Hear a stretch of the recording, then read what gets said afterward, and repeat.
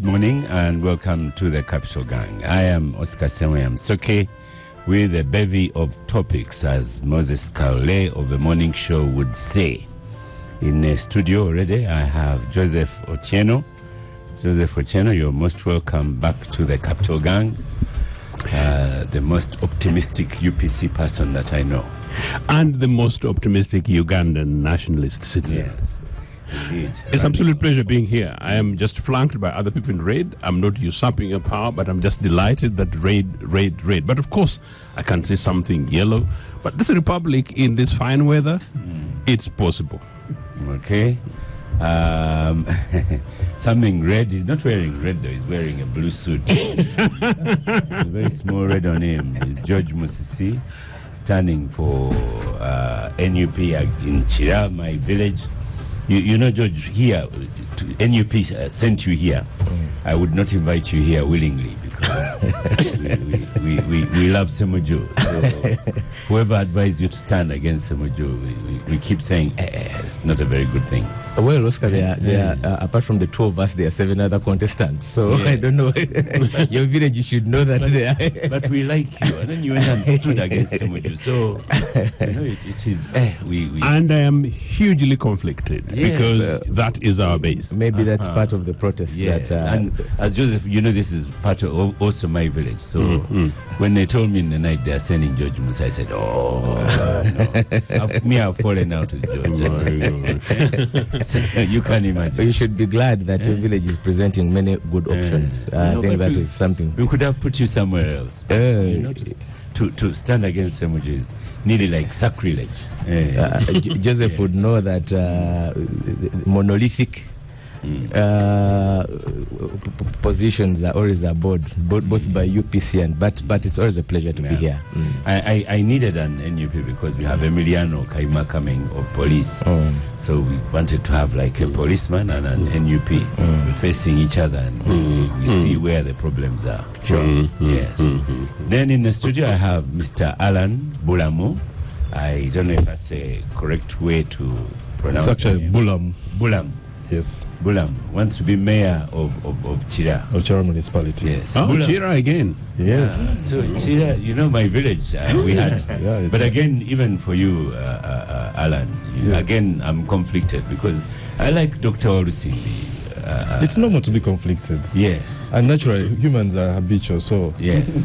that one doesn't surprise me. Yeah. But be prepared for the fact that is constant and that is change. Yes. And I you know, as I wish, because I can only wish that you lose, so that your wish will not come to pass. It will not come to pass. Joseph goes through. And it will be nice working with him. Yes. To be nice you know, Joseph, UCC puts out all these adverts, moderators will be, you know, what do they call it? You'll be balanced, everything. So here I am being balanced with Georgia. I recall bits of that. So I've really been very sorry for you. I was also nearly worrying that you might not turn up today. You know that the system brings all the good people on the same table and needs only one, unfortunately. Yeah. So why couldn't you be mayor somewhere else and you leave Joseph? You know? No, but I'm a better candidate for But that's the beauty of democratic processes. That we present as many good options to the people. Exactly. And then the hangover from the NRM system that Mr. Bulam represents is that we present one good choice perpetually. And that's what we broke off from, and that's the reason why some of us are in these places. We have there are over 1,000 candidates, so you cannot focus on one video. Hello, George. If Nafuka was here, she should be really mad at you. Says, you know, you are a young person, right? What are you doing in NRM? Or Joseph wants you in UPC. Yeah. Maybe that would not be too good. You know, this is again. That is subjective. That is subjective. Okay. But as we get along, we shall. Good story in the news. We have the Kira bus. Because I'm from Chira, engineer Ian Kafma, I like to use Chira, but it's Kira. Yes. Kira bus. So the Kira bus is on the move. Yes. Welcome to the Capital Gang, engineer Ian Kafma.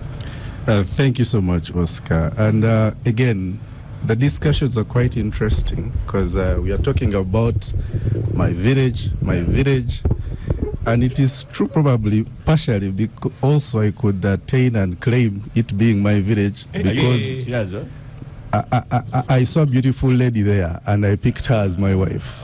So right there in Weyogerere. So I could claim part of it. But let me talk about the Chira bus. Yes. I bring you greetings from Kira Motors Corporation, and of course a subsidiary Ibas Express. And mostly really here we are going to talk about two elements. One, a story that is shocking the mobility industry on the African continent, where we've sent out a 13-meter state-of-the-art electric coach doing 13,000 kilometers from the Pearl of Africa to the Cape, which is Cape Town in South Africa, and traversing over the 6 vast countries of this dear nation deep down to the south. And of course, Ibas Express, where we're bringing back dignified transport to the people of Ugandans. Why would we ride in vehicles that are almost... Let's first go backwards. Yes. Before you give. So you've got a bus. What's the capacity? You've got a bus driving down to South Africa. Yes. That's the story. Yes. What capacity is the bus? Capacity in context, that's quite vast, but let me talk about what I understand by that question. We stop at how many, we say CC. Yes. How many seaters? Please don't tell us engine size and axle size. Yeah, Mr. Oscar, yes, and the team, really, the gang. The capacity, let's talk about the range. Range is really, since it's a fully electric bus, we talk about range. How much distance can you cover with a single charge? Yeah. This is, of course, another pinnacle and exhibition of the bright engineering in Uganda. 500 kilometers on a single charge. So when it started here, every 500 kilometers we charge again. So yes. When it left here, yes. Where did it go? It went up to Mutukula border. It went to Mutukula border. Yes. That's how many kilometers? 200 and something. That's about, yes. And then we charged it once again, and then we crossed through until we got next to Dodoma. Yeah.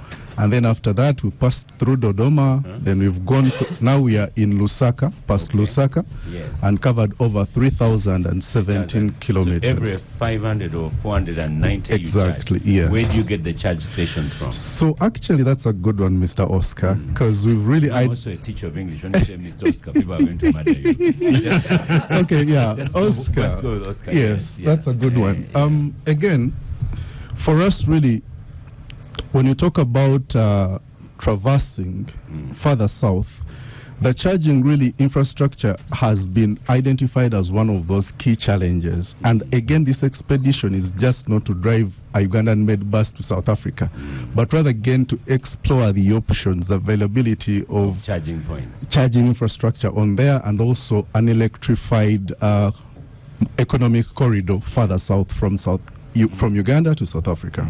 Yes. So you get to Dodoma, you charge, then yes. you're Lusaka, you charge. Yes. And did you identify these places as charging points? Oh, yes.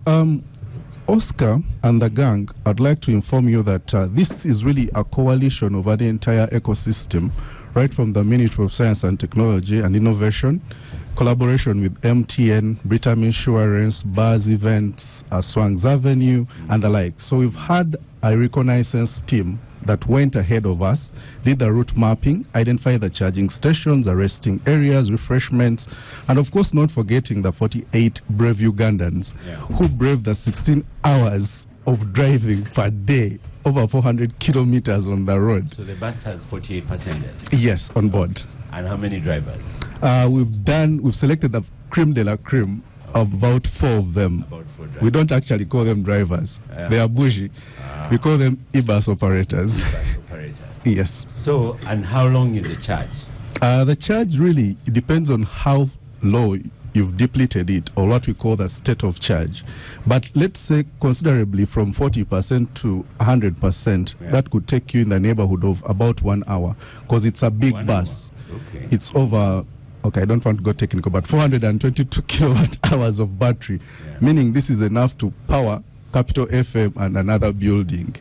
That's the power that it carries on board, but only traversing towards the 500 kilometer range. Yes. And what's the final destination?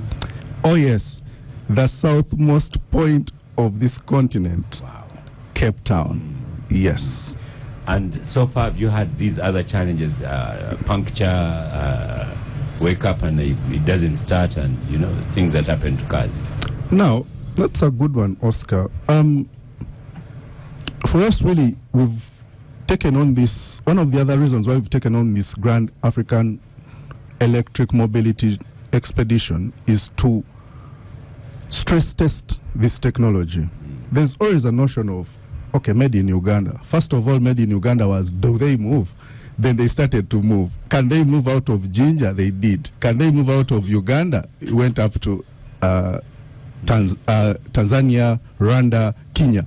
And now this one is to really test safety, quality, and of course, as well as durability. And I'm glad to report to you, after 3,017 kilometers, 0 safety incidents and 0 traffic safety incidents have been recorded, with 0 spend on service, maintenance, and repair. The vehicle is still as brand new as Kavera could say. Wow. Yes. It's really a good news story. Yes. And it makes Uganda shine. Yes. The only problem is if you have Emiliano Kaimadia and George Musi, the policeman and NUP seated up, across each other. Quite That's interesting. where the problems are. Yes. So instead of having this global story, we have Musisi and Kaima facing off. You're most welcome to the Capital Gang. Thank you, Oscar. Our Obi, we've not seen in a while. You're writing books. Are you now in retirement or No. active policeman? Very active.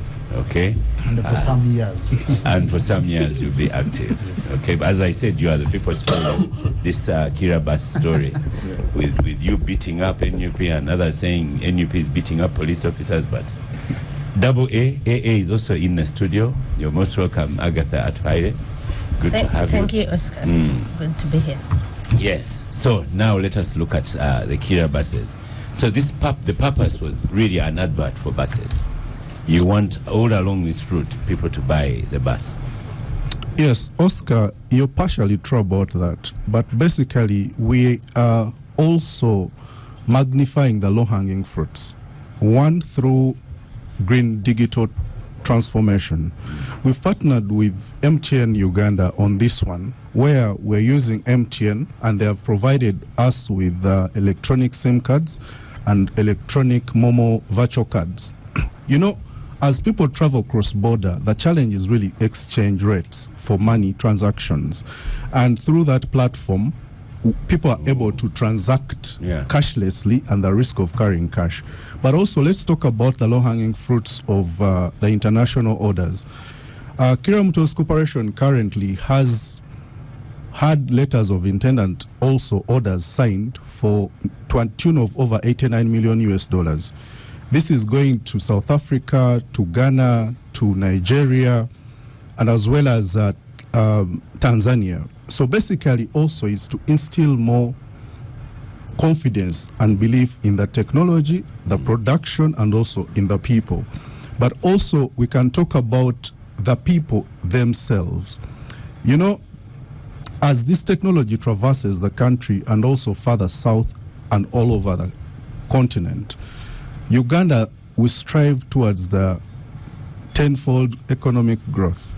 And of course, as we talk about the ATMs, we plug right there at the science and technology, at the bottom, strategically. And why am I talking about this? The power of export earnings. The automotive industry has the power to transform the economy to a 16 times fold if it is really well carried. And I give props to the Commander-in-Chief, General Yoweri Museveni, for hand-holding us and supporting us on this one. And we've seen this one deep down in Mutai, in Jinja, where we reside on 100 acres of land. The Kira vehicle plant has had the power and has transformed that village. When we went in there and it was a bush, an acre was going for over 400,000. Right now, a 50 by 100 is going for 32 million. So that's the power of the automotive industry. Wherever it goes, it transforms. Yeah. And again, as we push down the south, we are saying, look, Uganda, we are intentional and we are specific to say we are the net source of electric mobility solutions. And this is one of the products that have been made in Uganda for Africa. How many such buses do we have now?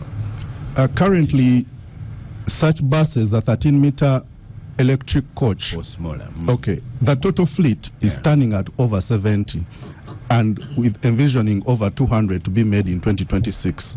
Right. Of course, currently we are running the plant at 22%, but the goal is to really push the Kira vehicle plant to around 50% in the next 24 months, because the installed capacity is 10,000 vehicles per annum, but also as, again, government being one of our lead customers, we are calling on other private entities Bulamu here, who is to believe in the Manemane. technology that has been He wants to be homegrown. mayor. So let's use him as an example. If he wants to buy a bus, what does he have to do? Olesalon EV. And Yeah. let me talk about that one right there. Yes. And thank you, Oscar, for anchoring that one. For the bus, really, we are saying either our brother here might have had some cash and he wants to buy it outrightly. That's possible. And if you're not, you could do a higher purchase where you can discuss between 20 to 30%. And you put down some money, you let the bus go make money, and it will pay off itself. We are not just talking about these things. We've seen them work. Seen it happen. We have one of our employees. So how much is the bus? It depends on which one. The one 'cause for, say, 30-seater. a 30-seater, the smallest is a 42. 42-seater, And it's yes. just in the neighborhood of $100,000, really. And that is fully registered and on the road. Yes, and this is brand new. Not brand new bond. People. Factory brand new And the EV Kavera. and the small EV, the smaller car. So right there, actually, in the next less than 24 months, we are bringing our brothers and the politicians and the people with some money, the very first of its kind, the hybrid SUV. Yeah. Really, this one with a range of over 400 kilometers on electricity and combined over 1,200 kilometers.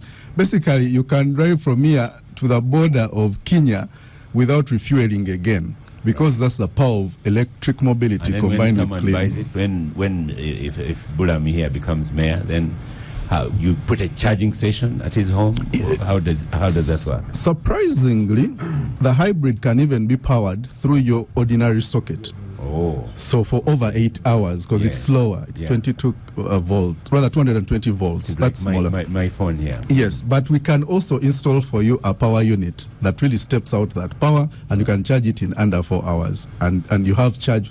Basically, he would never fuel if he's driving around his area of influence. Yes. Okay. Let's have some comments round. Joseph, the optimist. These are things happening in Museveni's time. That's a good reminder. Kavuma here has just said he found time. The engineers found time to mention the president. So I think you're right that they had to bring in Comrade Museveni, but it's our money. No, it's an impressive technology. I wrote about this at the early stages when people were rather pessimistic about it. But really, I'm not sure it's really very much about credit to government. I just want to say this, that these are programs and projects which are long overdue.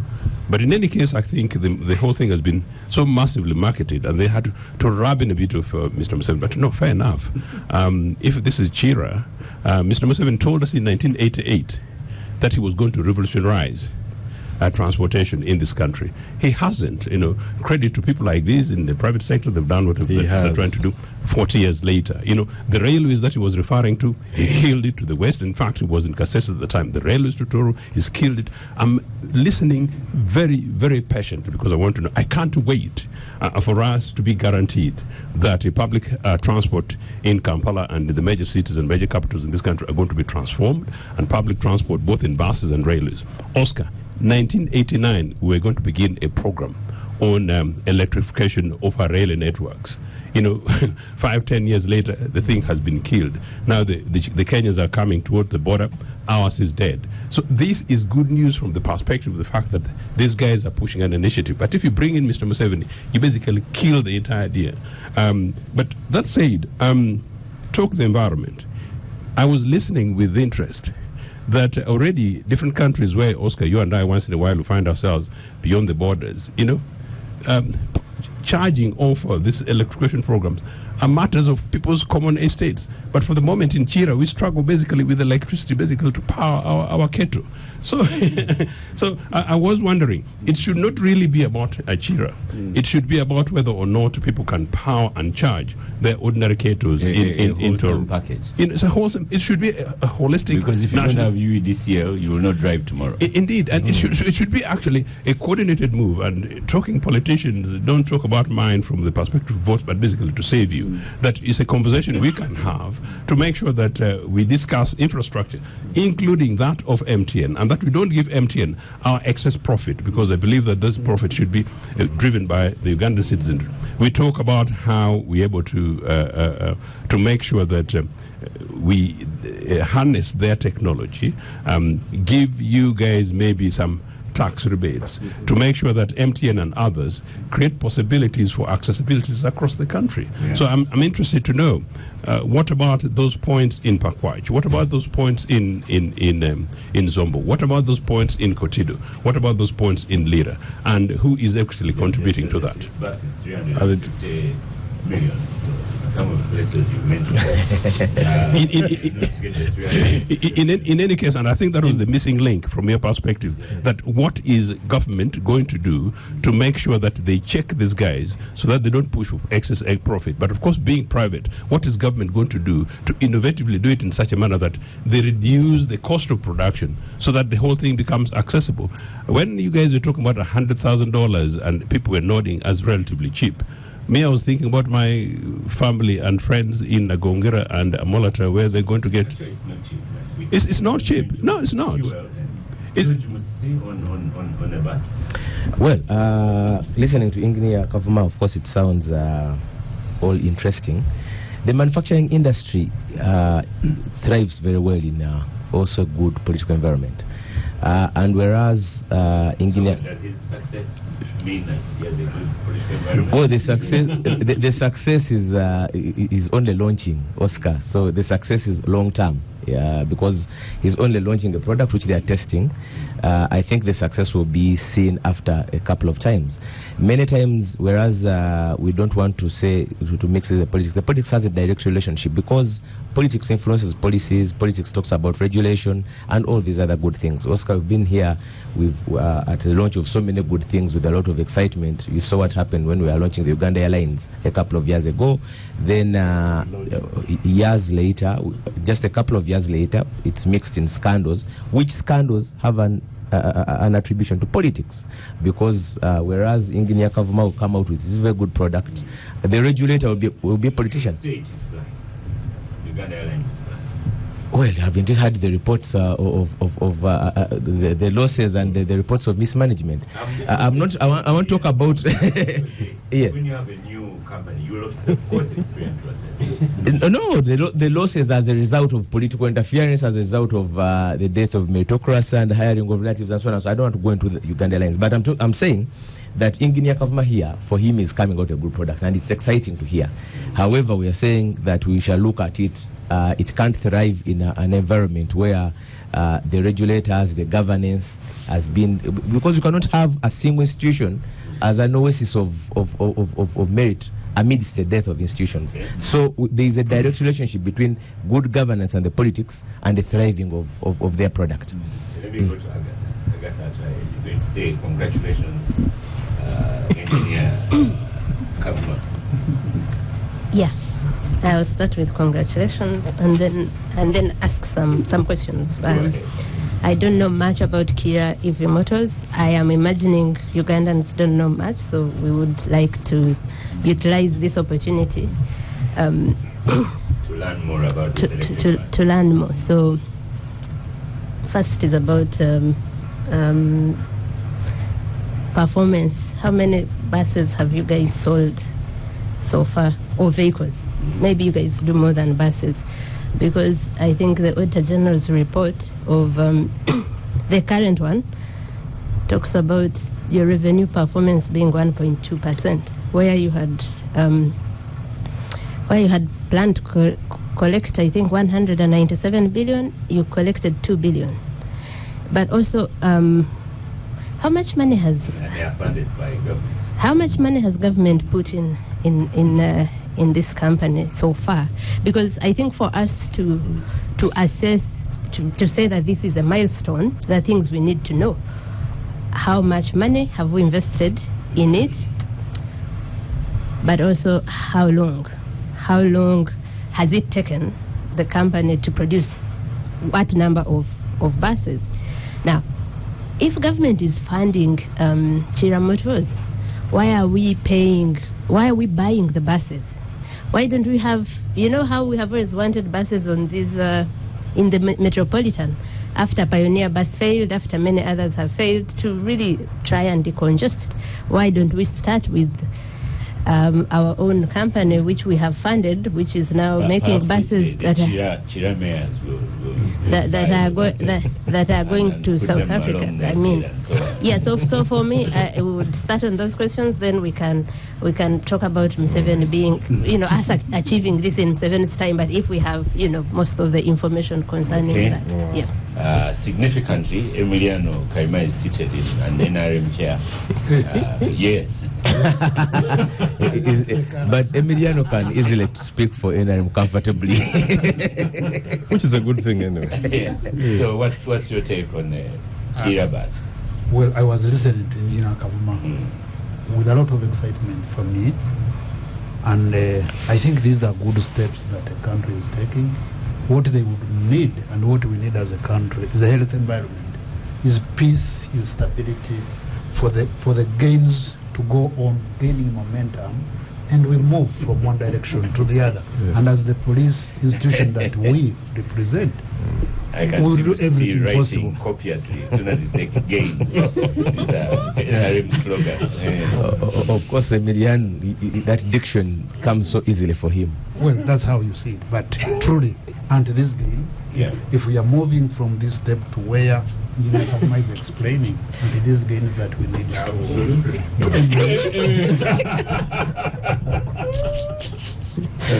so we would provide gain the voice what we can in terms of ensuring that we are a stable country, together with our neighbors, and then we'll move. That will come down. Yes, Alan Bulamu.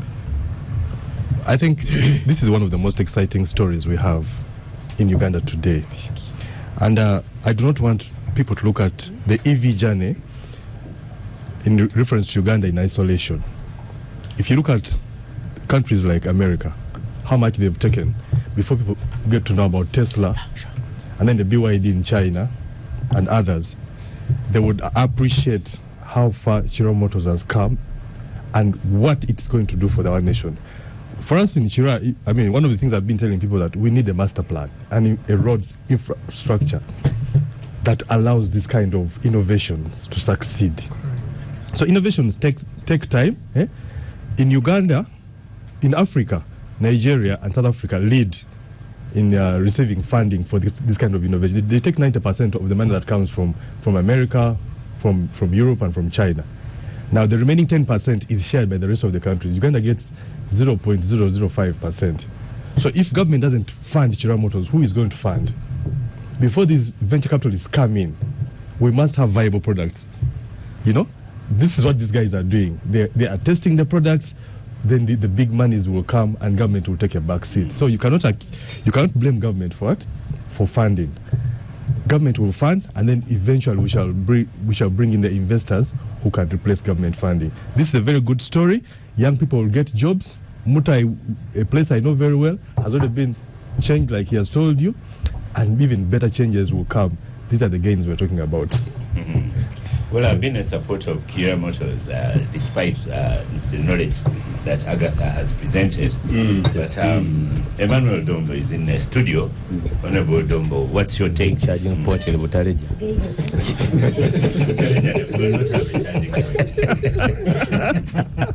Butareja is within the range of 500. So the charging point can be placed elsewhere. Because depending on where the bus has originated from, we may not need one. But Oscar, I was in Parliament when President Museveni brought the idea of funding innovations in Uganda. And many people thought he was bordering on madness. People expressed, even members of Parliament from the NRM, said this one cannot be. Others voted against the funding. Others said all sorts of stories. The pessimists were very many, including myself. I didn't say any word, but internally I didn't believe this thing would mature into becoming a marketable product. But now that Uganda is going to be, that Kira Motors has started receiving orders from well-established countries like South Africa and the other countries, this is something that gives hope to the vision, and the vision that President Museveni brought is a vision that works. The same story you heard about Magola and his pharmaceuticals. You had the stories and the debates in Parliament, but right now, Magola has been exonerated, and many scientists, including the banana industry in Bushenyi. So, what is the after-sale service? Do you have the engineers? Do you have the facilities? When you inside the bus and take it to Ghana, would there be Ugandan engineers the other side, or would there be trained people on the other side?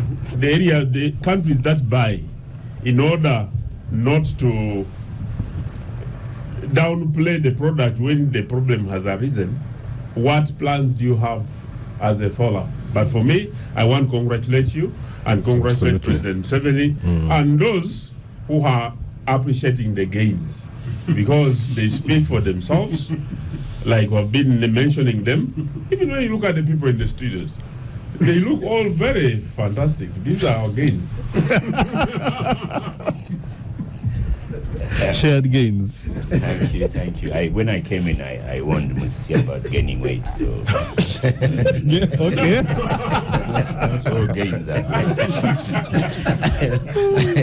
So, back to you, Engineer Ian Kavuma. Questions. When will you make some money? Your projections, you projected 197 billion, and you made 2 billion. Even that 2 billion might be a book figure. Yeah. It might be a book figure. So, yes. And then Honorable Dombo brings that after sales service, what do you have? There are many questions. Yeah. And at what point will you be producing 1,000 cars a month? Okay. Thank you so much to go to the microphone. Thank you so much to the gang. And it would be really sad if I didn't receive any question. But now at least the gang has really fired the right questions, and I might have expected some, but I think I expected most. So, my brother George, thank you for really highlighting the need to really point out the stability, for the political stability and its contribution to the thriving of industrialization. Extremely true. And I feel I do not want to speak to the politics, but you cannot, when you look at the pastel chart, politics is right there even before you talk about engineering and the likes. So again, the incumbent government has really done great on that one. And for us as engineers, speaking for myself, growing up as a young kid, really excited about the automotive industry and the fact that now it is home.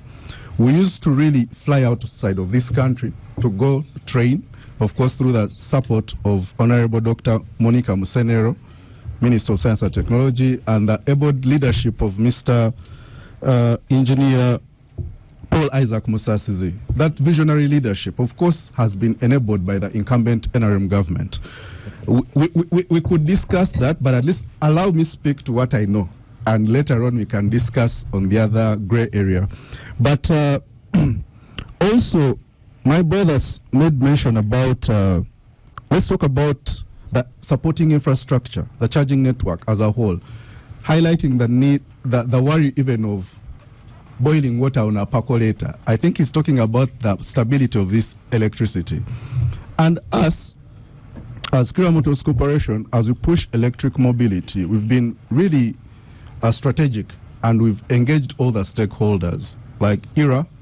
We've talked to UEDCL, UETCL, as well as now UEGCL, just to look at how, when we talk about, actually, let me link this one to eBus Express. Some of you are wondering, what is eBus Express? It's a subsidiary of Kira Motors Corporation, really, that has been coined to talk to the pains of mass mobility in this dear country.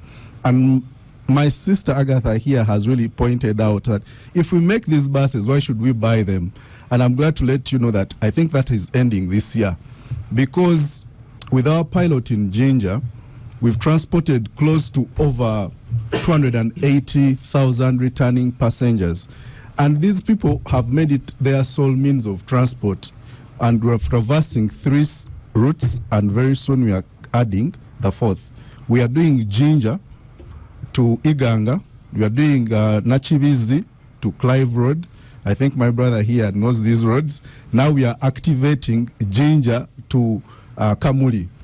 And very soon we are going to Mbale. So through eBus Express, the goal is 1,500 electric buses in 14 cities of this dear country. Butaleja is one of those. Kampala City Center, the CBD, Greater Kampala, alone, we've dedicated close to over 460 electric buses. Because the pains of the ordinary... When are they started? In Kampala, we should have already started, but we're just delayed by some other approvals in some offices I will not mention on this platform. The 460 buses are available? No, they are not available. But what we have currently for Kampala, of course, for us, we run on a piloting model. So we have dedicated 6 doing the Kampala Green Belt. That is the one of Ntinda, all the way Mulago, all around through Nakawa and the likes. But just that route alone on scale is going to have over 32 buses. Basically, just one bus, the 10-meter we are looking at, is replacing or has capacity to replace near 6. So who has bought those ones? Who's going to buy them? These ones are being piloted by eBus Express, which is a subsidiary of Kira Motors Corporation. Yeah. But So the eBus Express will do a taxi service? initially, but at scale, we are coming out with a franchising model. Why franchising model? Because the incumbent taxi operators, our model is collaborative rather than friction. We are saying, why do you spend your 80 million hard-earned money? Sometimes you've even sold your father's land to buy one drone. Yet that same money can be cash down deposit through the franchising model, and then you get a brand new, again, not brand new bond, but brand new 0 mileage, which has a lifespan usable of 15 years. And in the first 3 to 5 years where you're paying this bus, you're making money, but after the 5 years, the other 10, you're literally plugging into profits. Okay. So I know you're the engineer, but you're MD of that particular of MD of engineering, the engineering section. The designated MD of the company. Yeah. Yes. So you're able to talk eBus about Express. eBus Express. Yes. Okay. So you're able to talk about the engineering bit and how it is going to make money. Yeah. And in the next Auditor General's report, will it show that the eBus is at least making money? Oscar, that's a good one. And you know, I usually crack about this, that and again, my sister Agatha, I'm sorry for using this example. When a lady is pregnant, the first trimester, before the bulging of the stomach, you can dictate, rather you can debate whether she's pregnant or she's just feeling sick. But the moment it starts to bulge, then you know she's actually pregnant. And then when you go for the CT scan and things start to make sense. I was going to tell you that things change these days. Yes, ultrasonic, not CT. Yes, then you start to believe. Now, the ultrasonic sound scan for eBus Express is the Jinja pilot. Currently, with operation, since you could say November of last year, we've made close to 425 million Uganda shillings. And we are just deploying 5 buses and doing only 3 routes. 3 routes. That's impressive. Yeah, so this woman is pregnant and the evidence is there. We could talk about the environmental impact. We could talk about the over 80 high quality jobs created with just 5 buses. And again, the goal is to really employ over 6,000 Ugandans with 1,500 buses, which are going to be deployed across the 14 cities. Right. Okay. Yeah. What about the electric boda boda? Are those produced by yourselves as well? Oscar, the e-mobility industry really is bigger than Kira Motors Corporation and eBus Express. So what ours has been is really to trailblaze and show the world that it is possible to be made in Uganda. There are other players. So ours as Kira Motors Corporation and eBus Express is what we call the first mile, right? You're on your stage and you need to go to CPS to see my brother Kaima, or you want to go to Mulago to take your child for their first immunization. That is eBus and Kira Motors. But the last mile from the stage to your home, when you turn, you turn the other side, the electric borders now can come in there with other players like GoGo and the likes. Yes. Okay, thank you so much. Okay, just 30 seconds. Okay, 30 seconds. I am delighted that this is technology of our times, but one thing must not be lost.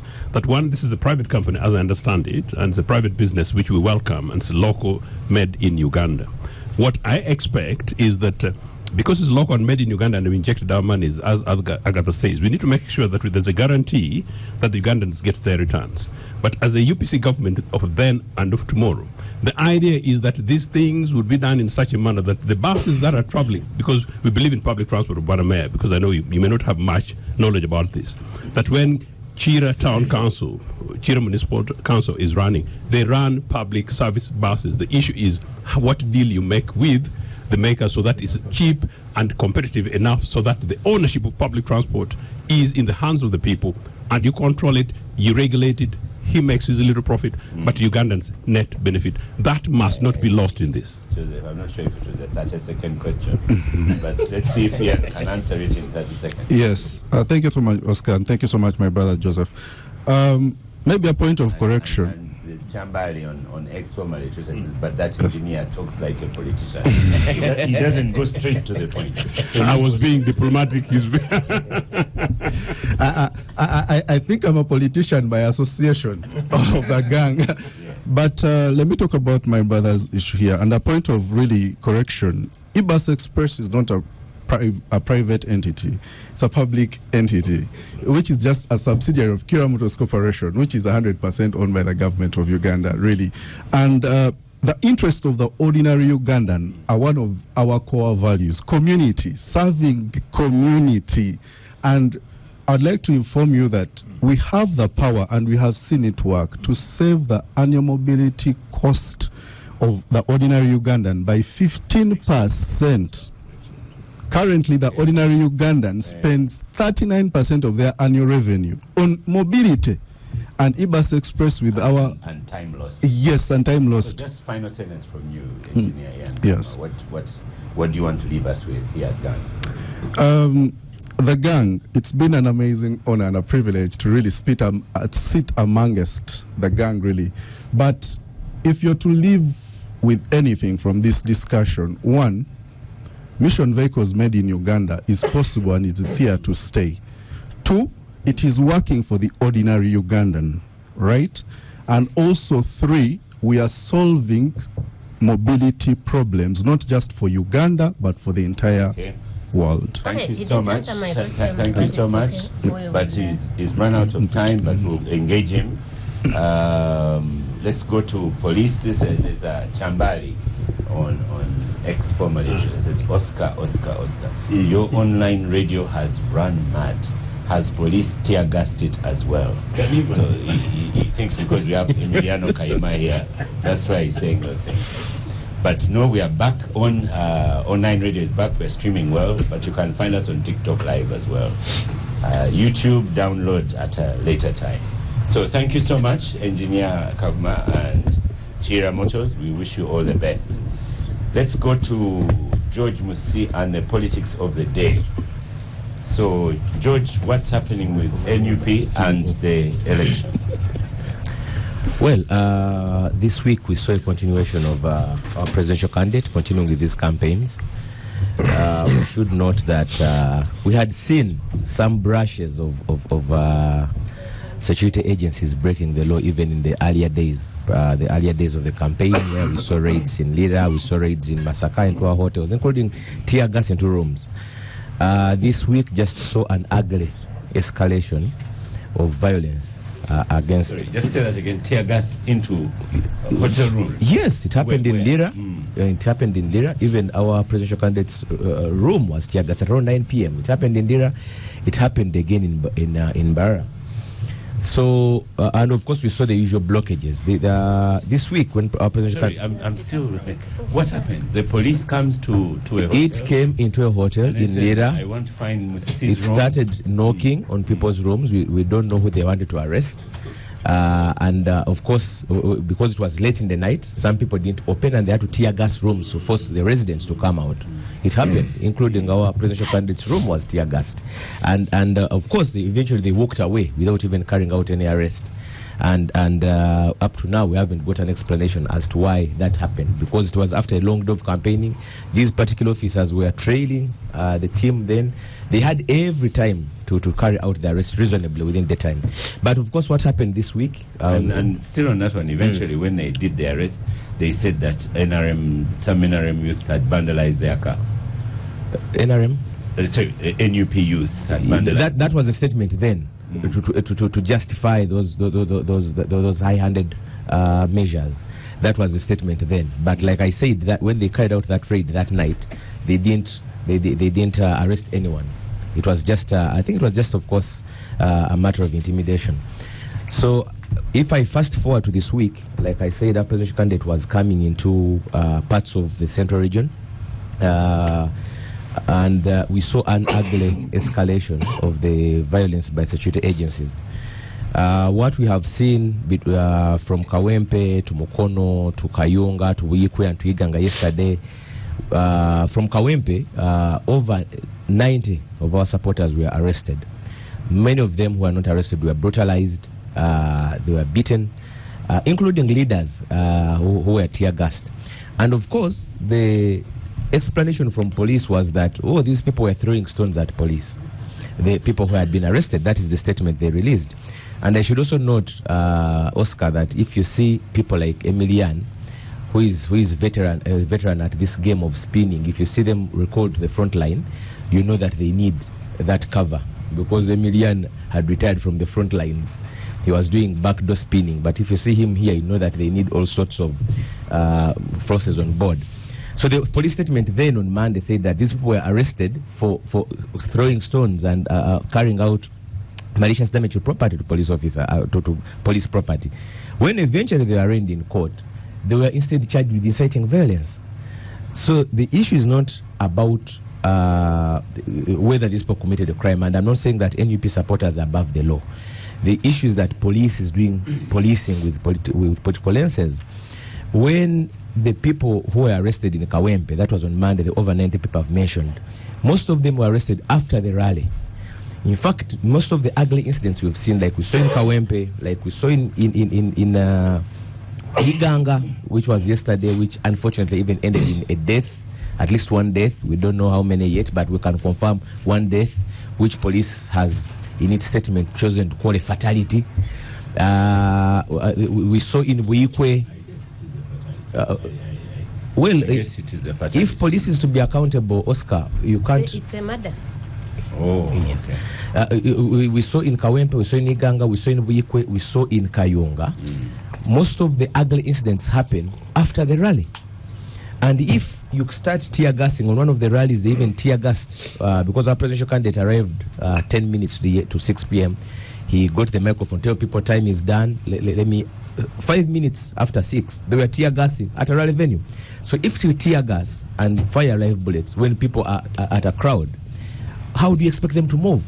Because these incidents, like we saw even in Natete when we had the nomination rally, most of the ugly incidents happened after the rally.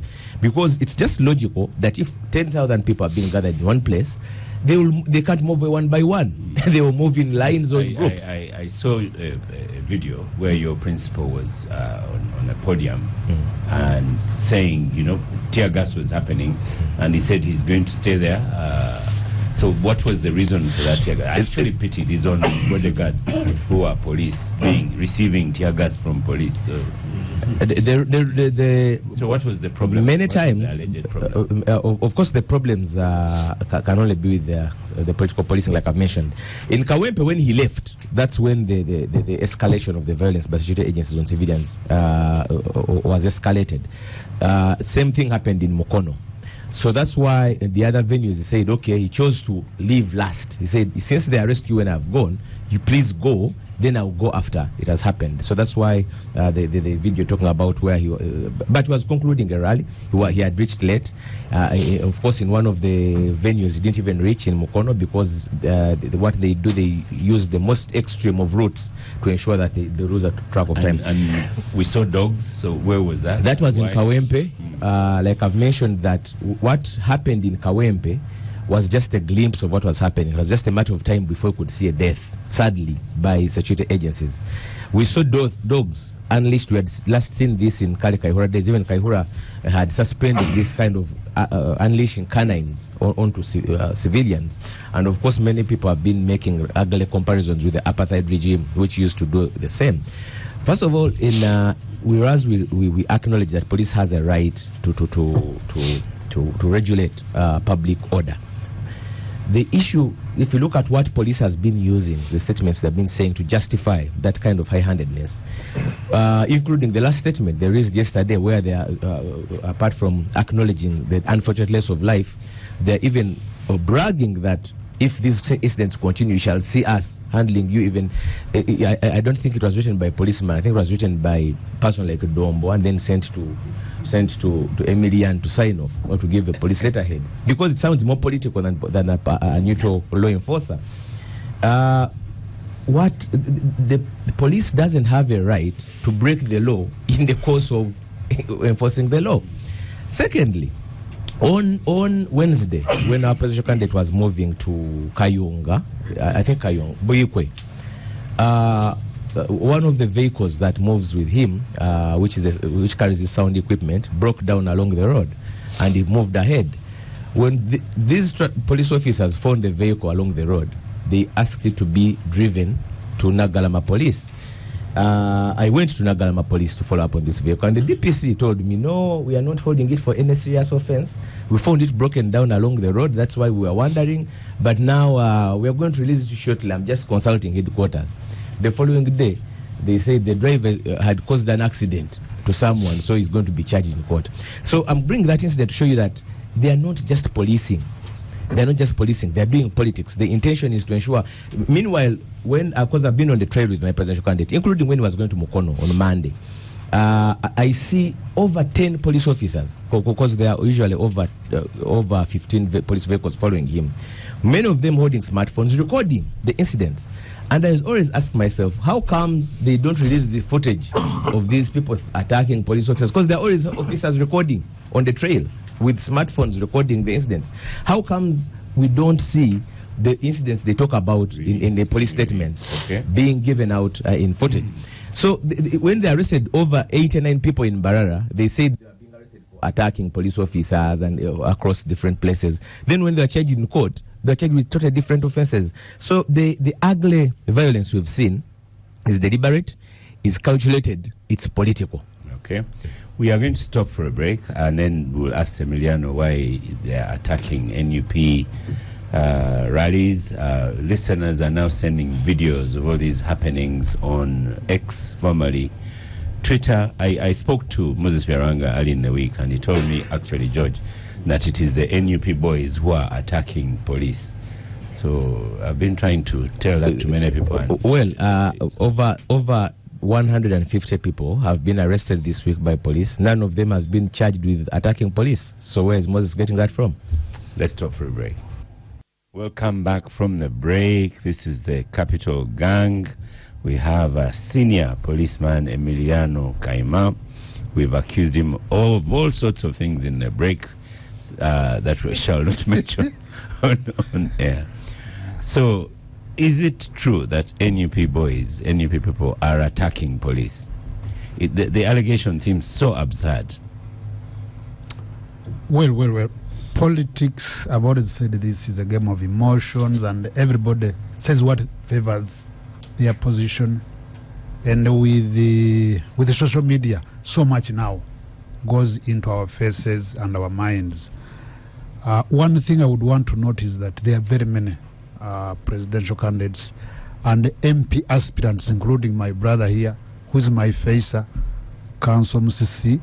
You are doing your politics largely. We've had peace. We have 1.5 months to go to the polls. These fights, these escalations are happening as we go towards the end. And I can tell you,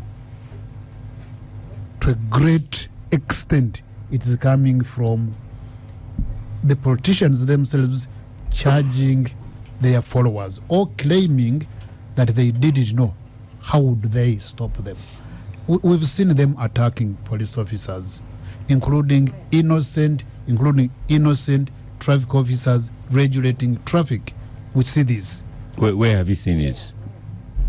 On campaign trails in Kawempe here, at their headquarters. Didn't you see boys charging and throwing stones to our officers?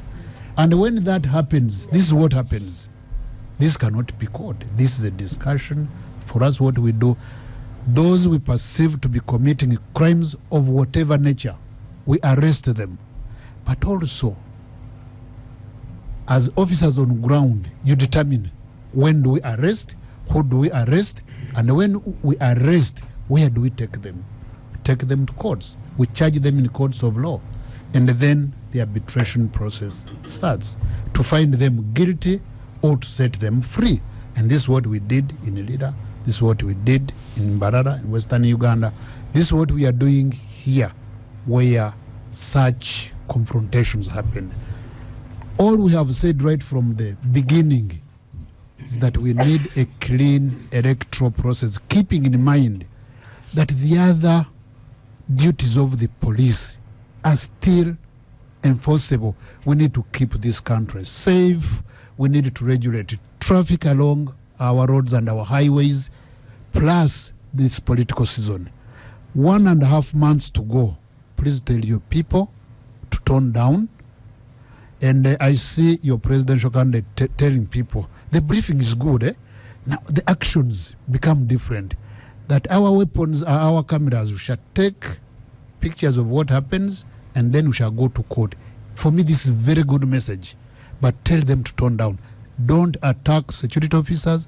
Don't attack opponents, even when you disagree. This should be a game of what are you presenting, and then the electorates, give them hope.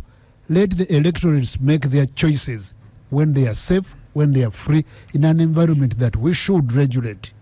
So when there is an escalation and there is a stampede, so many things can happen, even when we didn't intend them. But I can tell you with authority, with no bias whatsoever, we don't. But I've seen, I'm not a football fan, but I see people who support football, including foreign football.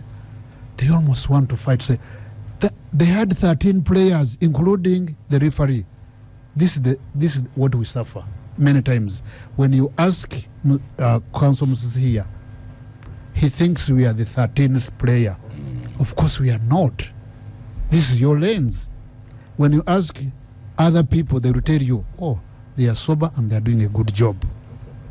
So, anybody else, yes. Anybody else. And so far... So the accusations against you, Emiliano, but yes. We're saying, just finish that line, you're saying, so far? So far, so good, Yes. Okay, but let me tell you the accusations. Yes. One, you block NUP from using the tarmac, you block them from entrance into areas, you take them to longer routes on Maram roads, you delay them so they don't get to their venues. Sure. Two, when people, that was BMK gift.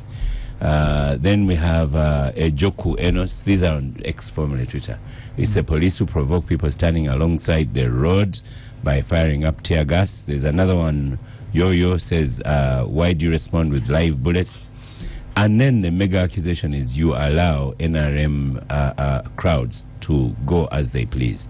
So it is the provocation of police that you are being accused of.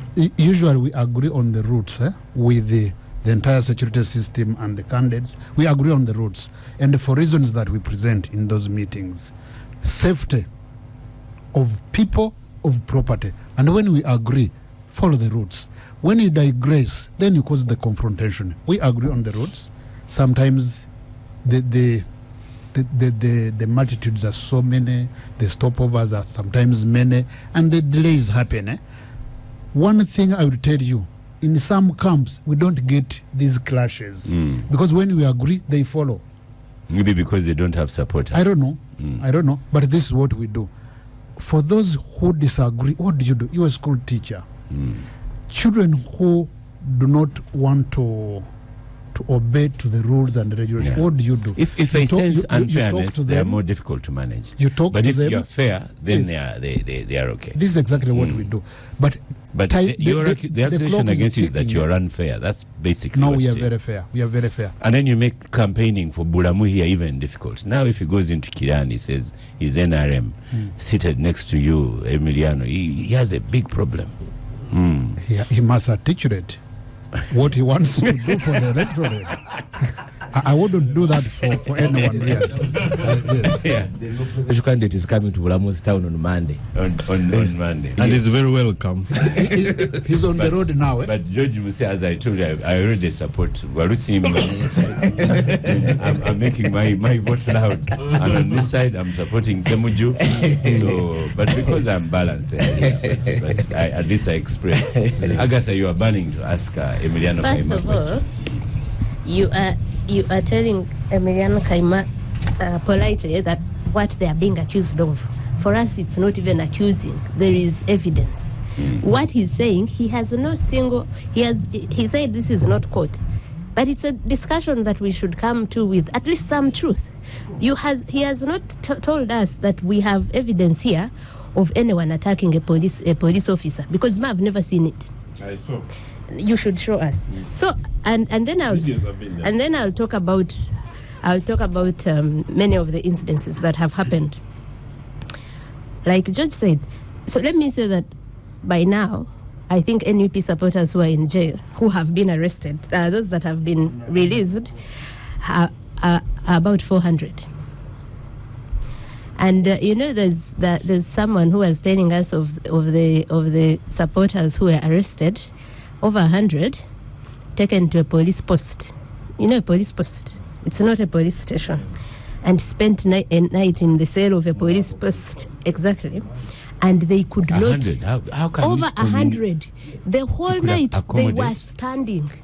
They were standing. They couldn't sit. There's not even a place to sit. Like, it's a police that hates Ugandans so much. And he's saying other people will say we have been fair. Which people? There's no Ugandan who is not NRM like Dombo who will say you are fair.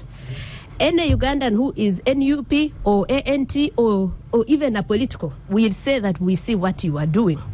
Where there has been chaos, it has been started by police. Now I want police to do one thing. One day, say, let's not interfere and see, even for processions. At the start, they didn't interfere. Because, what was the problem? Was it there? Even when, let me finish, Afande. Even when they would make Kyagulanyi fail to refuse him to use roads, there was no problem. They were looking for roads and ending up where they are going unrecognizable, but they were not fighting anyone, no one at all.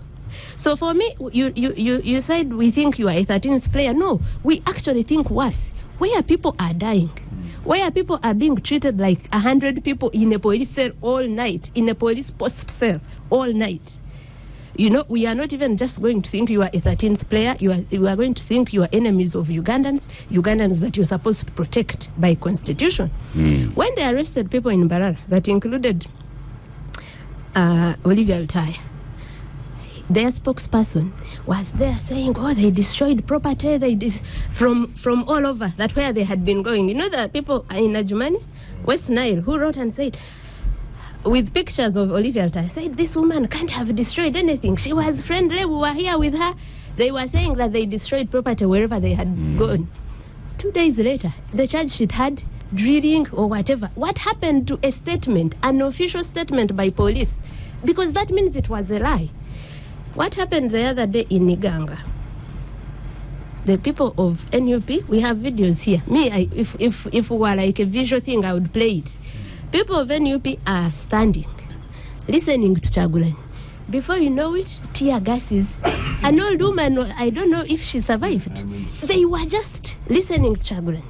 So if you're saying that this is how you are going to respond when time is, when he has exceeded the time he's giving, and then people are dying, no, I do not think that you should go and lie that people were attacking, because everywhere we've seen these incidences. We haven't seen anyone attack.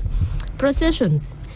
For me, I remember the first election I watched with excitement in 96, when our MP was going to be Kijuka, Richard, where I come from. We would be so excited and stand on the roads to count cars. I was 9 years old, but it was that excitement. So you cannot now start beating people up. Do you want me to show you many videos of people being beaten just for waving by police and the army? Just for waving at a candidate? Is that... My God. Is that provocation? Thank you, Agatha. I will end with the processions. First of all, processions are not a crime.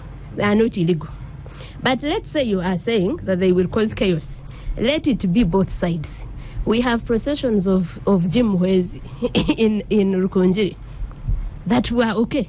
And these people are shameless. Like, they don't see that. For me, if I were them, I wouldn't put that anywhere.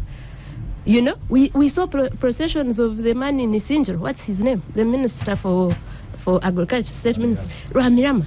So if you are saying processions, we don't want them for whatever reason, let that apply to everyone.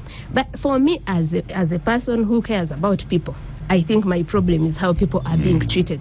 If you guys want to say that Bobi Wine should not participate, let's pass that decree and know it, so that people are not dying or taken to jail for supporting or being at a rally of Bobi Wine. Okay. Honorable Dombo, I don't know if you've had access to some of those videos. This week I saw some of the videos of policemen battering people, including women, with very large sticks. Put it on Twitter. Very, very large sticks. And as Agatha says, are these Ugandans? Honorable Dombo claims to have videos of NUP supporters attacking police officers, yet Kaima doesn't have them. I told you about the statement he authors. So I think that lends credence. Oscar, first of all, I had my brother say that there's a life that has been lost in Iganga. Allow me to send my condolences, because there is no Ugandan that should die because he's participating in a democratic process. My sister here, Agatha, is the only one who has tested the police on either side of the border, in Tanzania and Uganda, and she can tell us a comparative analysis how the two are. But that below the belt even for you. So now you want to say that because I haven't been tortured here, I haven't talked about the torture. He's joking about a trauma for me. Secondly, you're saying that because there they tortured me, here we shouldn't say that you're making people sleep in a police station. I haven't said that. Allow me to say my statement, and I'm very deliberate to say people have experienced police either in Kenya, Uganda, and Tanzania. And we know how police behaves. We now can compare our police, whether it's better or it's worse. And we can ask them. I'm on record, and I've told people before, I moved a motion in Parliament when the police beat Honorable Nabira. We suspended the reading of the budget.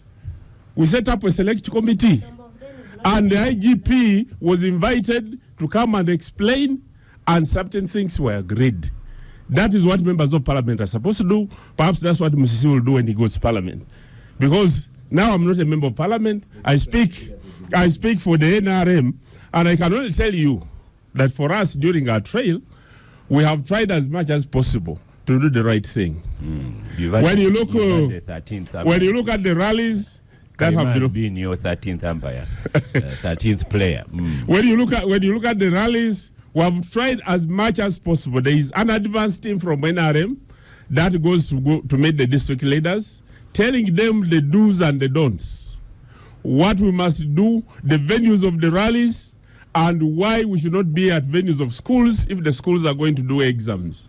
These are deliberate things where our advanced team from the Secretariat goes to meet the local leaders. On the issues of the police, we tell them that the police has the right. For us, we don't administer police. But we are there to comply with the regulations. And some of our supporters, I saw, some of the people in the yellow T-shirts in the, where was it, Kilhura, over which area? When the NUP candidate went there, I was waiting for a report why those people have not been arrested. Why? Why would you waylay a candidate with the sticks on the road and the cameras capture you? And in this era of cameras, why shouldn't police do their work and capture evidence wherever they go? Everybody, whether it is NUP, NRM, or the police, we must abide by the law. But like you have had our sisters and the brothers here talking, one of the biggest victims in a political contestation is the truth. Because everybody has a side. And where everybody is talking for their side, the truth becomes the victim. Because we have seen on social media the conduct of people. We condemn those in the yellow T-shirts, those ones who came here and robbed the people when the president went for nomination. We came here and condemned them. And they were arrested and arraigned before the law. So that is what the rule of law calls for. But I also call my brothers on the other side. Now, when you look at those people who keep molesting policemen or hitting the policemen on their heads, it's only in Uganda, by the way, where you can do this and you survive. When you compare what I've been seeing in other countries, even the words of a political contender to remain in the race, and you are using the type of language at times that they use. Some of these words can qualify you to be disqualified as a candidate. But because we have abundance of democracy here, we have abundance of freedom here, at times people extend their temptation very far. I've told my brothers and sisters and friends whom I've been with that members of parliament go to parliament and they buy tear gas. They allocate a budget for tear gas. They go and build the prisons. They go allocate money for buying bullets and guns. And then at the same time, they lead their supporters into harm's way. By leading them to do things that will bring them into direct confrontation with an armed person, throwing stones to somebody who has a gun. What do you expect? No.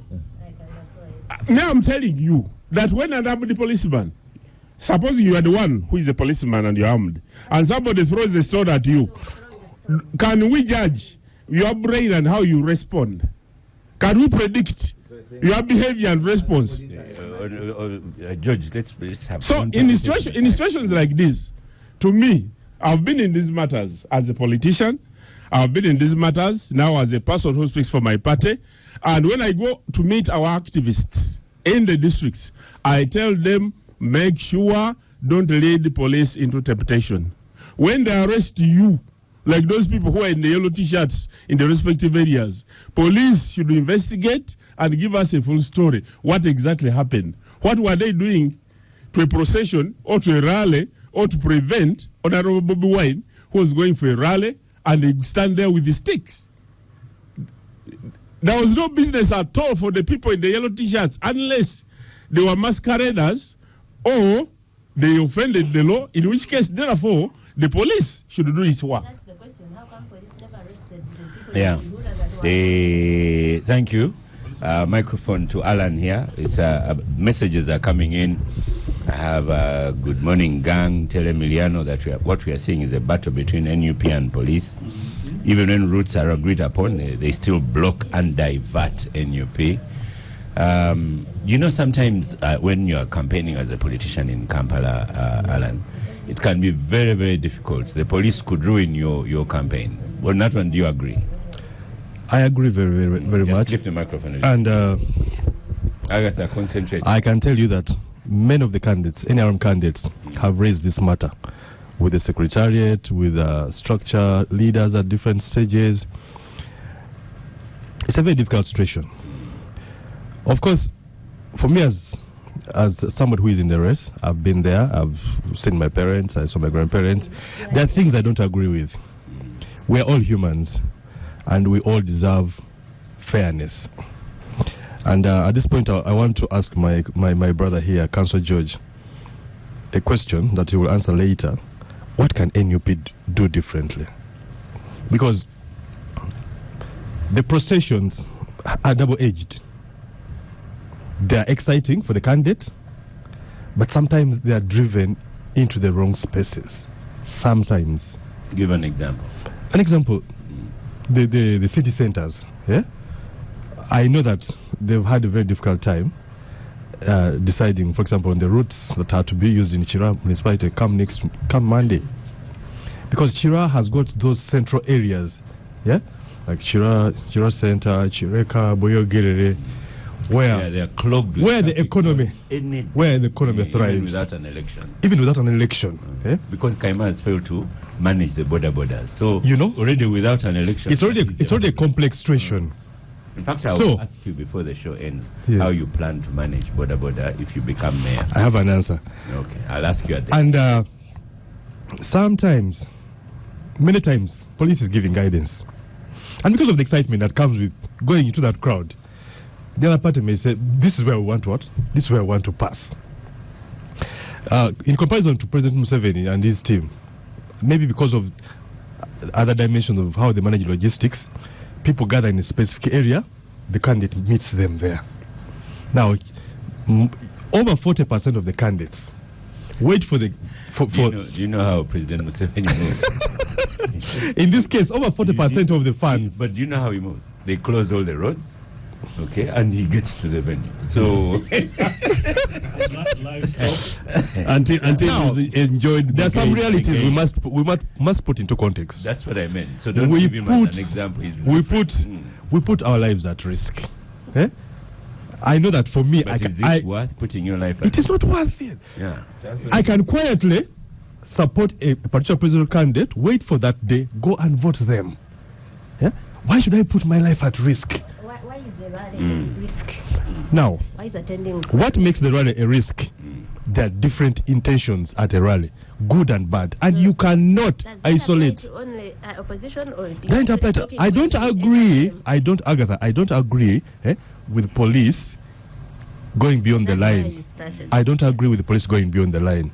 But what you must understand, and one of the things I've come to understand, these police officers are like you and me. Nope. The problems you have are the same problems they have. Don't confuse things for this debate. No. I've never beaten a woman with a big stick. I know that. So do not go saying that. Like Anyway. Domba has failed to understand that. What I'm saying, police needs to restrain itself. Individual police officers, I'm not talking about the institution as a whole. You know, Alan Bulam, police is also trained in crowd control. Yes, they are.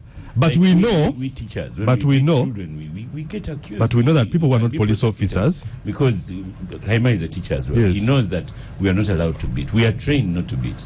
Excessive force is not allowed. Oscar, we know that people who are not police officers actually join the police officers and try to take the law in their own hands, which is not right. They are creating not only a problem for the NRM, a problem for the institution of police, a problem for the nation. Okay. Because globally, Let's go to the image Joseph. just gets messed up. Then he will speak last before the break. Yes. And we come back to Emiliano. You know, amazingly, Obwana Mayor, I was about to consider the possibility of voting for you, but I have formally withdrawn that. Formally withdrawn. No, yeah. I thought, Joseph, you are with me. We are voting Dr. Joseph Orisi. You know, my brother, let's consolidate. No, But Bulamu here says he's going to win. that said, well, good luck. What can the police do differently? What can the police do differently? I have spoken to two different police chiefs, former inspector generals of police, excluding this other one, but I think including his deputy, and many police commissioners, and have offered discounted training for police officers on managing community policing, and managing crowds. I'm actually shocked that the police in Uganda are telling us that they cannot manage a campaign rally. What about a future democratic Uganda in which there is 1 million Ugandans who converge at Kololo airstrip trying to campaign for a reduction in fares in public transport, and there are 1 million here at Kololo? Are we saying that what? Kampala would come to a standstill, or tear gases will go to the extremes, including bedrooms? No, that is not a fair question. The question should go back to the police. They're trained for it. They're given resources for that. I've been campaigning, including this program, that we should give more resources to police, including ability to train and the numbers, rather than the police, rather than the army. Oscar, in 1980, I rode a bicycle up to Busolwe, Emmanuel's place, for a campaign, a rally as an 18-year-old, extremely excited. I moved from 1980, the campaigns went around in Edinda and Jinja and all other places. I can't believe what I'm seeing in 2025, 45 years later after NRA. It's completely unacceptable. But Emmanuel, I have experienced the police in Uganda, including very crudely and rudely in Makerere University as a student at the time. I've experienced them in Kenya, I've experienced them in Tanzania, I've experienced them in Zimbabwe, and very many other places where I've worked with the police officers, including in campaigns, demonstrations, including those of the Mandela's 1 million people. I'll keep repeating this, that it is possible to do community policing, it is possible to do intelligence-led community policing, and it's possible that where the crowds are rowdy, they are also managed by the police within the law. The NRA police is not doing it. These guys genuinely need to be able to up their games. The politics of provocation is a language that I heard a police officer yesterday say on television. It's quite shocking that we are being provoked. So almost speaking like a sulking, spoiled child. That is your job. It's your job to be able to do that. If you pick people, if you know that there are people willing to commit a crime, take them through the due process, but quickly, Oscar. I never knew that in my lifetime I would experience police dogs. Yeah. Police dogs. Reminds me of the traumas I experienced as a young primary school kid during the apartheid era in Nagongera, but we're conscious enough what was happening in apartheid, including the 1976 Sharpeville massacre. It reminds me of the time of the colonial times. It reminds me really of the times of the civil rights movement in America. It's obnoxious, it's unacceptable. I don't know what it is that the police should organize and mobilize and use a dog to subject the citizens of this country. It is torture, and you guys need to know you must take responsibility for that. For a break. And someone has sent me, says, good morning, Oscar, please show that video to Dombo and Kaima. Let me show it to them in the break. Welcome back from the break. This is the Capital Gang. Some people are sharing videos. Some of them are quite gruesome. And they are. I like Kaima's approach. He doesn't know. She says this could be fake. But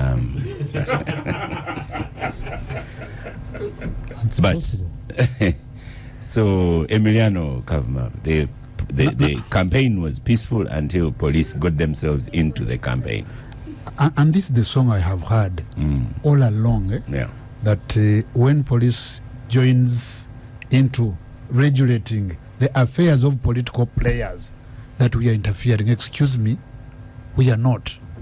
It's a constitutional rule that we are. We are not interfering. No, we when you entered the politics, is the accusation, not interfering. We are not entering politics. We are entering spaces where political players are involved, and we want to regulate this as per the constitutional mandate that we have.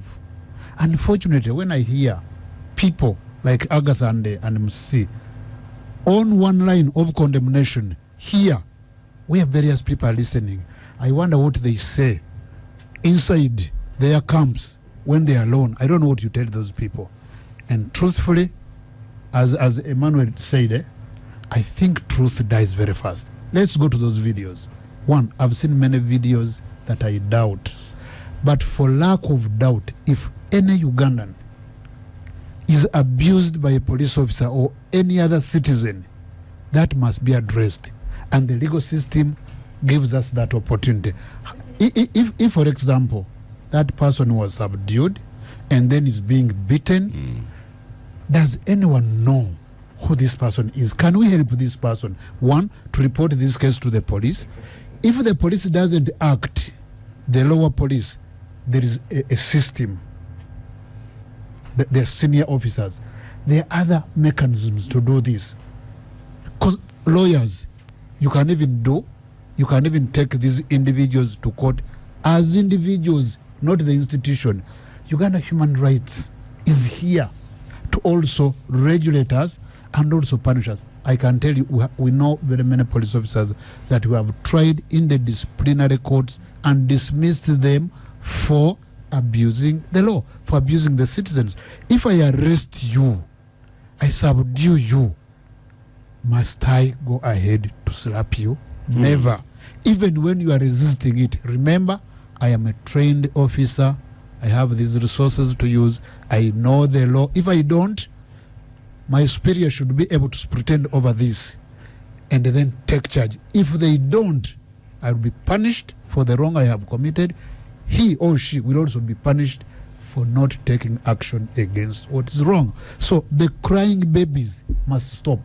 Let's find the people whose rights are abused, bring those perpetrators to book, and let it be on record. As your presidential candidate says, that our cameras are our weapons. I hope he means it, and other people do. Council Musisi, you know this. Can we, if we are not doing our job, what are you doing? Apart from saying it here on Capital Gang, get people to be prosecuted in accordance with the law and let it be on record. I've told some people who say, oh, the police didn't help me, or we arrested somebody who stole our property, and the superior officer asked them to release them and not to charge them. I said, just go and make a statement.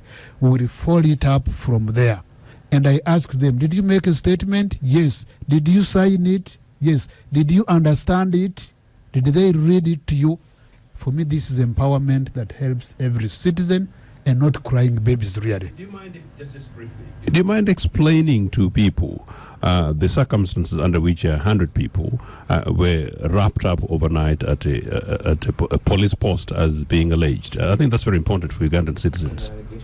An allegation granted. Yeah, but I'm able to explain before that, you yes. come in. That's one. George, you had one. First one, and then you have to.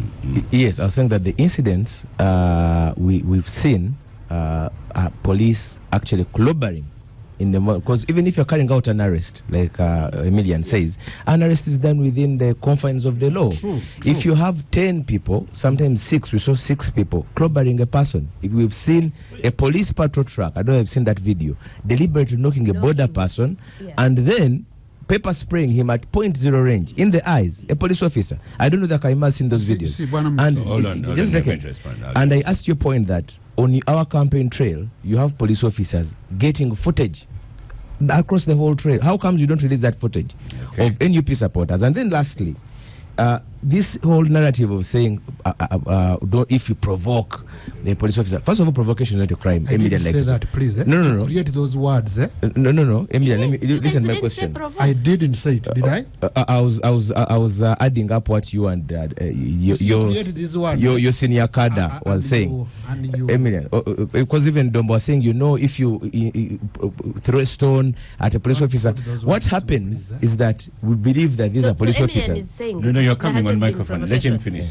I just wanted to interject and have something on record. No.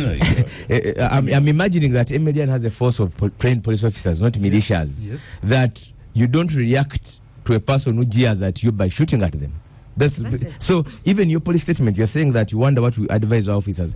What would an officer reading that police statement released yesterday saying you advised not to? There's a statement released yesterday and the last paragraph. Say it. You're referring to it. So what would you tell your police officers if in all the incidences you are quoting, you have not brought any police officers to book? For all the incidents we've seen this week, you've not even said a single police officer breaking the law, and then you're saying no, NUP should be the one to bring Agatha, you can come in as well. What I was asking is that, so Emilian is saying he hasn't said that there has been provocation, right? I didn't say that. Okay. So what were you referring to when you said that I and Musisi are not saying the truth? One. Next question. So the other is that for me, I don't know where I didn't say the truth, because everything I said here, Oscar, I kept giving examples. When I was talking about Ramirama and Muhwezi, when I was talking about the tear gas that happened in Kayunga, you know, or yesterday, or everywhere. I've given examples. Be it people that we saw holding sticks that have never been arrested, by the way, the NRM people that held sticks to beat up NUP. So those ones are not seen as provocation. He talks about mechanisms. So I would like now to understand from him here, if police intervenes to discipline its officers only after formal complaints, because most of the time there is a DPC of Wandegea that was caught on camera, and we named him beating up people. One was a journalist. He's still a DPC. This was in March during the Kawempe. It's called Hussein or Haruna. He has one of those names. I will get it. But we named him. Nothing has ever been done about him. And this is 10 months later. There is, I don't know if you saw on nomination day of presidential candidate Chagulanyi, the police officers that were tearing his poster. And when the supporters came and complained, they were displayed a gun. Yeah, exactly. I don't know if those were named, but there was a DPC in Mbale who was also tearing a poster, a DPC of Mbale who was named. So is Emilian saying that seeing this as police cannot on its own volition say, but our police officers have gone far and beyond? And that brings me to what I wanted to respond to Alan, that the problem, you cannot resolve this problem by saying, what can NUP do differently? Because it's not doing anything that is outside of the law. So the problem here is lack of accountability. The things we are saying, that if police officers tear a poster of Bobi Wine, that's okay. But if there is a Ugandan who sits from a police officer and tears a poster of Museveni, those are arrested. So the lack of accountability here is the problem. Okay. There's no restraining of people's freedoms. Come back to this. Yeah. Emiliano. Thank you very much. One question about the dogs. One question. Did we need the dogs? For what? That's my question. Did we need the dogs? It looks really bad. Others bring horses. Yeah, but horses don't bite people. and horses are good for movement. Yes. Two things here. Way back in 2011, 2016, I worked with land protection. And we had so many problems, as we still have in this country. Agatha, I will answer your questions and I want you to be attentive. Many people would get issues and would think they are not getting justice, and they were not, to a large extent. When you visit the locals and you have so many people crying, some would say, oh, we said it on this television, the popular television that shows, this has happened. They'll say, even the president has seen. You say, no, this is not enough. Can we take it a step further?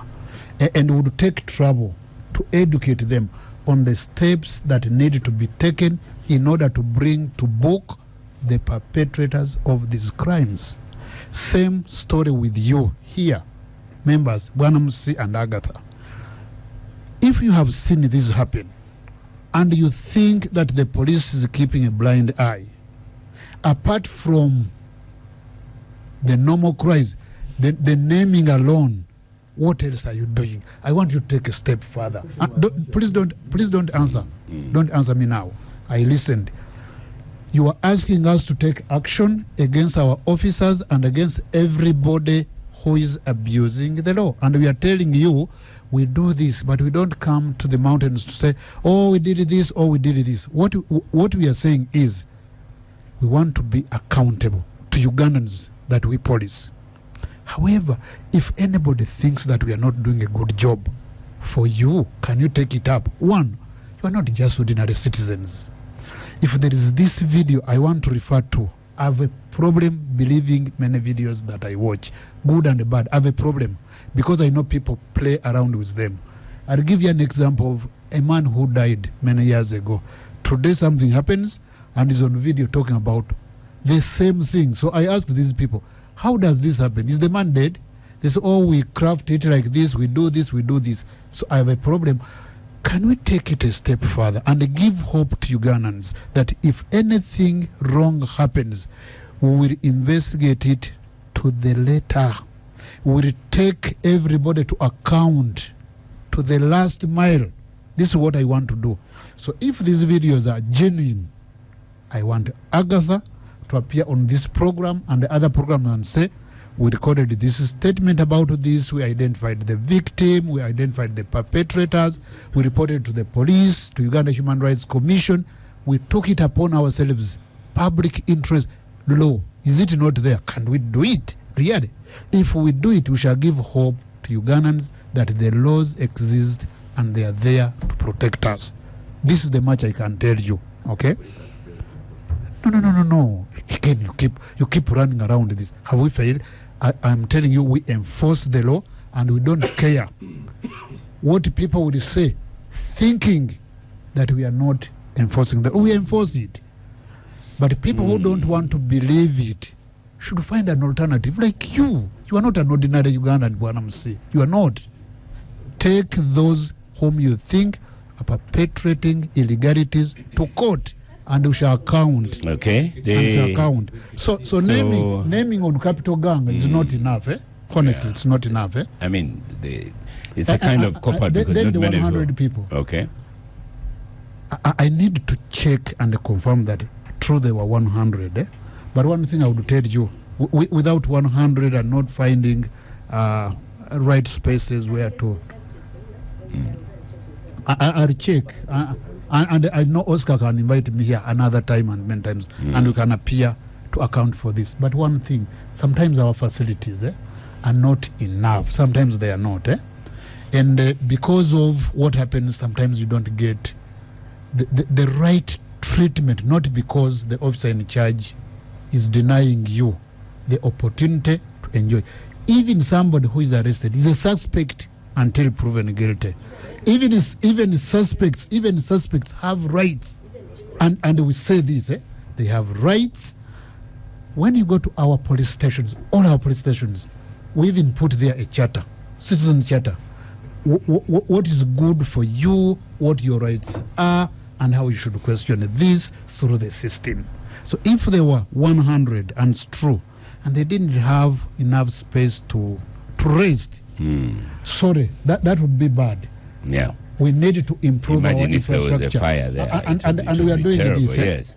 But at PS, if you cared about people's rights, really, and dignity. Agatha, I think Agatha, just a final one on that one, Afande Emiliano. They at some point, I hope there will be an audit, and Ugandans find out who gave the instruction to release dogs on Ugandans, who gave instructions to use big sticks against Ugandans. Can I say this? I work with police a lot. Yes, and the people I work with are very fine people.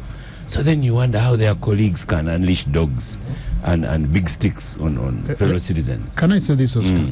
For every operation that we carry out, we do briefings telling police officers what they need to do, what they shouldn't do, how they should do. I see them, they have a parade, yes. But do you, when you come back, do you debrief? We do a debrief. That one is poor.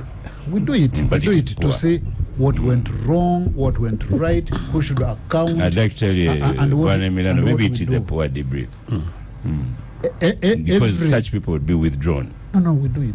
We do it. Okay. Do you think the person who authorized that, there should be consideration for discipline? Like 10 minutes left, and I want to talk about Tanzania a little bit, and Agatha to give us information on where we can find more information about Tanzania. The information coming out now, is it CNN and Al Jazeera have videos of what really happened in Tanzania? They don't have videos. What they did actually was to use the videos that have been provided to authenticate them. You see the videos that Kaima is saying he doesn't believe? Yeah. That's what happened in Tanzania. When videos of people in morgues, like piles and piles of bodies in morgues were shared, these people said it was not true, that these were fake. When videos of police officers firing at people, they said it was not true. So what Larry Madowo at CNN did was to use open source intelligence techniques to show that these are true, to place a police officer where they were and the protesters.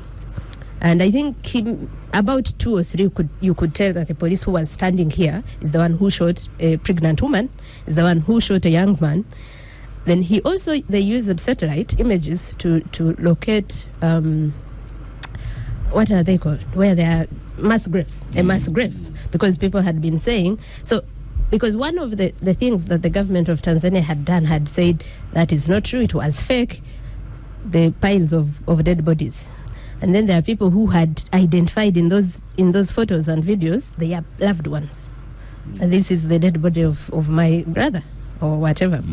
Now, you would find that people who have seen those bodies, but also who had contacted mortuaries, and mortuaries had said, we have this and this body, by the time they go to pick it, there's nobody. So bodies had been just being shipped away to disappear. So when Larry Madowo used satellite to show where people had said there's a mass grave, so first, how was the place looking like just before the protests? But now it has fresh sand, So what he did was to try and authenticate videos he was receiving from Tanzanians, and that's one. You have Levi Eyaru here, Agatha's nemesis, accusing George Musi of commenting on AI-generated fake videos. So how are we sure that the government of Tanzania is not the correct one and these are AI-generated? I think that's what I've been explaining. That the report of CNN. Yes. Was what it did was to authenticate most of these videos, and of course so many cases have been taken to regional courts and international. And international. There's a petition to the ICC already, but and you have in Tanzania everything, the might is back and no more complaining. The what? The might of a state is back and how is it? No, I'm asking. There's a lot of complaints because they have still picked up young people for whatever they said. It doesn't matter what harmless thing you said on TikTok, and they are in prison, charged with treason. Over 200 people. People are still missing. Pole Pole, an ambassador who disappeared just before the elections, is still missing. So it cannot be normal. And they are also planning another protest on 9th December. You have also had the statements from organizations like SADC, like OAU, about the Thabo Mbeki Foundation, about the legitimacy of that election, and also opening fire on people and killing thousands. So what is not yet confirmed is the number of people that were killed in Tanzania. Okay. Yeah. So conclusion to the show, you can mention Tanzania if you have any information. We'll get George and Alan to speak last. So starting with you, Emiliano, conclusion on Capital Gang today.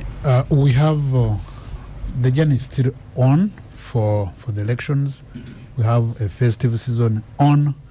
Let everybody take care of their safety and their security as we play the bigger role, the oversight role of ensuring that everybody is safe within this season. Come January 15th, go vote your candidate of choice and keep peace. Okay. But this festive season also, many people are traveling. Ensure your home is safe. Ensure you are safe on the road. Okay, thank you. The advice I wanted was about the election, but I'm going to give you an assignment since you're a teacher as well. Let the leaders take care of the Here is your assignment, Emiliano. When you come back next, because I'm going to invite you severally, please find out who unleashed the dogs on the citizens. Oh, yes. Who unleashed the big sticks on the citizens, and whether a police cell had 100 people in Mulago. Can I ask them also to have taken steps towards... You've already told them that they should actually compile the evidence. Let's not be crying babies. Okay. Honorable Emmanuel Dombo, final. I want to appeal to the politicians across the aisle that they should not lead the young people into harm's way. I know I've related with the governments. I remember a bishop in Western Uganda who read and quoted the verse in the Bible and said that governments kill, and then people started attacking him on social media. But all the wisdom and guidance that we need is provided in the Holy Books, in the Holy Quran and in the Holy Bible. How we must treat leaders, how we must treat ourselves, and how we must reflect taking ourselves into harm's way because it is provided for. Okay. Joseph? Final comments? The first few weeks of the presidential campaigns showed that it's actually possible to engage in a civil campaign process and do so without any unnecessary loss of lives. And whatever went wrong, I don't know. Emmanuel and team have promised that they're going to reinvestigate, review, and I urgently ask the police chief, I urgently ask Comrade Utafire, and I urgently ask Comrade Museveni that they should review their conscience and make sure that the electoral process, whatever it is returned into the political issue. Very quickly on Tanzania, I really feel very, very sad. As I say, the CCM is my sister party, and they're fantastic people, peoples of Tanzania. Whatever's happened there and there has been shocking, to the extent that Tambombeki of all groups, came in to take a position. It confirmed to me somehow that whatever is happening in Tanzania is not necessarily very innocent, because we, ANC and others, are very conflicted friends of Tanzania.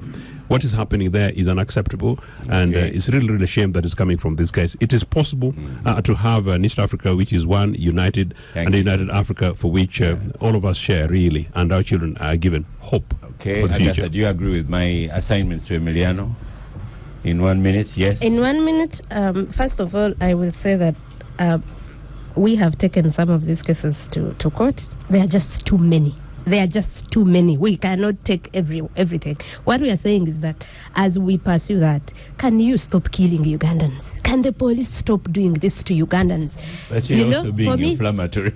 Can you change that language? No, but they killed someone yesterday. but What do you you as mean? That's factual. That's how it is. But you see, It can either be murder or manslaughter, but someone Just was say, can you killed. start charging those Agatha, people? Yeah. you need to be conscious of what you say, because it has consequences.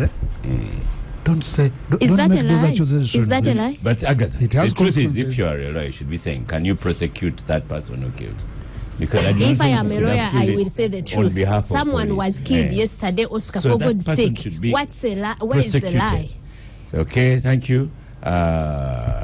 George Musi, final word? Well, for the sake of your commentator, Levi, I was not commenting on the video. I was commenting about where police officers were in a patrol and they were pepper spraying a border that had been knocked.